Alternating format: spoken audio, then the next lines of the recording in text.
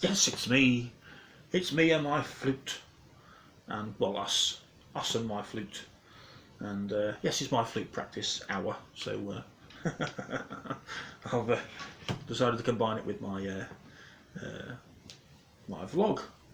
This is obviously been a while since my last vlog. Because I've been so busy, I don't get time to practice anymore. Just lately. Lots of requests for help from people and all my own stuff I need to sort out all the time. Usual sort of thing, you know, you heard it before all the time. But what a 3 week, I think it's been 3 weeks, is it? It might have been 4 weeks since I posted the last vlog. But if it's 3 weeks, what a 3 weeks it's been. A-levels, GCSEs, bias anti-working class, algorithms that no one knew about. Even the people that instructed the programmers to create the algorithm, to create the program, to create the algorithm, to stick into the program that was used to decide what the grades were going to be. Do me a kipper. Come off it. Yes, it's another blinding effort from this accident-prone government. My God, this government's a mixture of sort of Mr. Magoo and Norman Wisdom, you know, rolled up in one, except without the comedy, because it isn't funny, because it affects people's actual lives, you know. Obviously, I'm long past GCSE A-level sort of worries at my age, because I turned 46 between the last video and this one, so I know I can't believe that I look so young.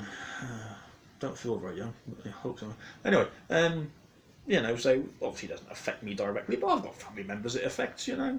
And that's not the point. It's not all about me, is it? That's the whole point of this channel. That's the whole point of what I'm doing. It's not about me, you know. It's not all about me and what's happening to me or not happening to me and what I want. It's about everybody, you know, in solidarity. That's what I'm all about. Councillor James Ball's channel's all about, you know. Councillor James Ball's all about, you know. It's us. What affects me affects you. What affects you affects me, you know. That's my sort of my general ethos on life, if I've got one, really. So yeah, all those poor sodding kids. So I shouldn't say kids, should I? Again, I'm my age, isn't it? Poor young people, young adults, having to go through all that stress. And there's a lot of stress. I know from, you know, all my years at uni, I've been a mature student, so I've been lucky. But obviously the vast majority of people I've met over my sort of years at FE and HE have been mostly younger people coming up through the GCSEs and A-levels and into college and then into uni, if they're lucky, if they've made the grades, literally. So I know how much pressure they're under, and they seem to be under, to me, a lot more pressure than I was at their age, with certain amounts of expectation from, you know, the families on themselves. It's a lot. I've got, you know, teenage family members. It's a lot of stress on them, bless them. And then this on top of it, if they're from have been going to school living in a deprived area like this is, where I represent, and just over the train track. Not on, but once again, we know the Tories, don't we? This isn't really out of left field, is it? This is a sort of crap they pull on a daily basis, literally. But it's nice to see they're having to U-turn constantly, because I think it's becoming clear. I read the Financial Times, you'll believe it or not. I read the Financial Times every morning. It's becoming clear to their own MPs that support them within their wing of the sort of Conservative Party, this government, that there's no hand on the tiller. I read quite comically a few days ago that one Tory MP complaining that this is a supporter of the government, complaining that Boris Johnson took what did they put it? How did they put it? Took a chairman of the board approach to leadership rather than a hands-on CEO approach, and he should basically get Gavin Williamson in order. Because Gavin Williamson is clearly out of his depth, always has been. Why well, I know why, but the fact that he's put into positions of power is extremely worrying, because it's one sort of disaster after another for the ex fireplace salesman turned senior minister, old Gavy Gav. Hopefully this will prove the end of Gavy Gav's ministerial career. Let's hope. We can only hope. But of course, the problem is with the Tory Party. There's many more, perhaps even just as useless, just as hate-filled, just as biased against people like us and our families, and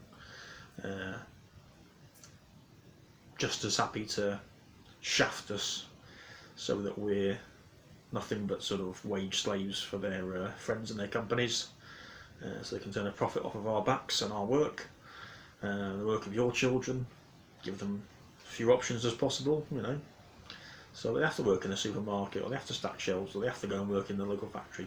That's the whole point. That's the point of the Tories. They don't believe in democracy. Look at the history of the Conservative Party. Well, it was the Tories, what they were set up to do 200 plus years ago. It's an anti-democratic party. They don't believe in democracy. They don't want democracy. They certainly don't want you and your kids having any rights to anything. Of course, they have to pretend they do. They have to sort of say it. They have to sort of make pronouncements and pretend they're interested in you and your kids and the democratic process and your family and looking after you and the NHS and all that. Because unfortunately for them, which I'm sure is a thorn in their side every single time, they have to run for election and get elected in, or at least stop the other lot getting elected in, whoever's up against them. So anyway, that's what they're about. So whenever the Tories are in charge, never ever be surprised that you, your kids, your family, what you need, ends up getting flushed down the crapper. Welcome to the Tories. That's what they're about. That's what they're for. Now, if they say to me, James, what are you talking about? What about Labour? What about Starmer? They're bleeding. They're class. Class traitors. You know what I mean? They've been shafting us too since Blair. Well, I agree. They have. I agree, 100%. And I mean, what we've got now with Starmer is like the zombified ghost of Blair. I mean, the man's effectively deputy prime minister. If I've said this all throughout my being a councillor, before I was a councillor, whatever. If you're not going to use your position, and the man's got star ministers, of course, and all the Labour MPs and all, and shadow ministers in Labour, they've got huge amounts of power through their voices in the press. What they say gets printed. What they say gets reported on the television. And they're saying the bare minimum, almost nothing. All this stuff's going on, and it's just. Well, I don't know what it is. I don't even bother listening anymore, because there's nothing to listen to. I used to. When he first got elected, I thought, what was going to say? He's going to come out and say something. Surely something. Even though we're on different parts of well, I'm not part of Labour anymore. When I was, we're on different wings of Labour though. Surely he's going to say something about the criminal incompetence of Johnson and his Tory government. They'll come up with the barest, most sort of the weakest, barest criticism, if you can call it criticism. And that's when he's pushed. During this past 3 weeks, I think it's 13, 14, 15 days, something like that, of Gaza being bombed by Israel. Bombed into submission. Not a single word that I'm aware of from Keir Starmer, from any of his front bench, from any prominent Labour politicians. Labour is a disgrace. Welsh Labour in Wales is a disgrace. Absolute disgrace. You can say they've sold us out, they've sold the working class out, they've sold the poor out. It's not even at that level anymore. They're a non-entity. Non-entity resting on their laurels, believing, hoping against hope that when local elections come round, when regional elections come round for the assemblies, sort of Welsh, Scottish government elections, when 4 years' time we have a general election, if it lasts that long, until then,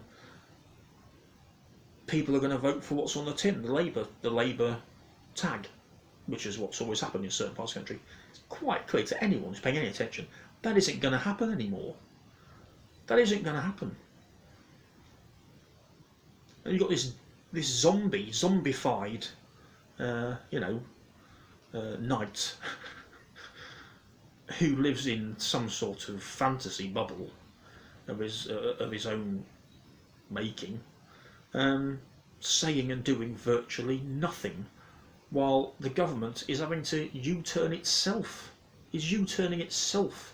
Even the Mail is doing the job of Keir Starmer and Labour. The Daily Mail, the Tory paper, the Tory Daily, is doing their job better than the Labour Party are, more effectively on a daily basis. The Daily Mail. Let that sink in. Even the Tory press have turned against Johnson because they've realised just how utterly bloody useless the man is. What an embarrassment he is to them, even to an embarrassment to them and their hatred of ordinary people, the working class. People who work like you and me, have to work for a living. Even they're embarrassed to have him associated with them. They want him out. They want him replaced by somebody who's just as bad, just as hate-filled, just as biased against us, still wants to screw us just as much, but is actually, doesn't look like what he is, literally. A posh toff, bumbling buffoon who lives in a fantasy of a posh toff, bumbling buffoon. Billy Bunter, in the flesh. He's an embarrassment. Even they're embarrassed. And he's their Prime Minister. He's their leader of their Tory Party. Even they've had enough of him. So, what happens from here? Christ knows. I don't know. There's no opposition. Literally none. There's no governance or government or... and when there is, it's the whole apparatus is used to shaft you and me instead of actually do the job of a government, which is to protect people from becoming homeless and protect people from losing their jobs, protect people from losing their businesses, protect people from dying of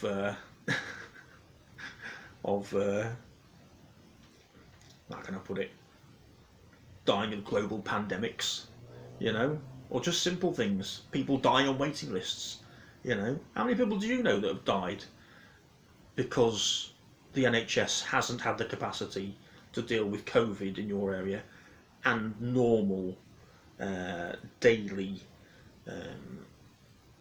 business, that it would usually do for people's heart conditions, cancer, all that sort of stuff, chronic illnesses.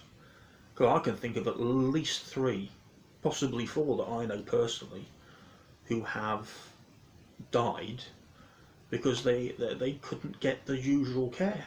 My doctor's has been literally had the door shut, closed for a long time, up until quite recently. Perhaps it's been the same way you are. But again, where's the question of this in the media? Why haven't the media asked the question? Why is the NHS so ill-equipped to deal with the pandemic and normal daily business? of trying to give people care. You know, why? It's not rocket science. It's not a difficult question to ask. It's not a difficult question to answer. Frankly, we know why. We all know why. You know, it's been dismantled, and it's still been dismantled. You know, the US are being let in more and more. Reading the Financial Times, it's a Tory paper, and it gives you the inside track from the Tories. They're happy to start. They are literally piecing it off, and I was a pro-Brexit person from a left-wing perspective. I'm not a Farage supporter or a Johnson. From a left-wing perspective, I'm not anti-European. I'm not xenophobic or racist. Quite the opposite. Obviously, that's the whole point of me, in solidarity. But I was against the EU institutions, because EU institutions are just as anti-working class against the working class in Europe and ordinary working people in Europe as the Tories are here, in many respects. And I was bothered about the lack of democracy in the European Union's structures. That's why I was pro-Brexit, but also on a basic democratic sort of principle, because people had voted for it here, you know. So it had to be done. It had to be delivered. If you're not gonna follow democratic mandate, there's no point having democracy. You either have democracy or you don't have democracy. Not to say democracy is perfect, but it's the best you're gonna get. If it had gone the other way, I would have been arguing, despite what I think and what I thought. If people have voted to stay in, then people have voted to stay in. End of it, you know. Anyway, let's not go over. Let's not argue about who voted which way or not. You know, I'm trying to do an old Monty Python reference there, but I suppose you might not know it. Might know it, I don't know. But anyway, 20 minutes already now. Have me rant, haven't I? Anyway, I'll see you next time. Take care, and I'll get on with this bad boy. Men play flutes, men, you know, real men. Don't let anyone tell you otherwise. Ciao for now.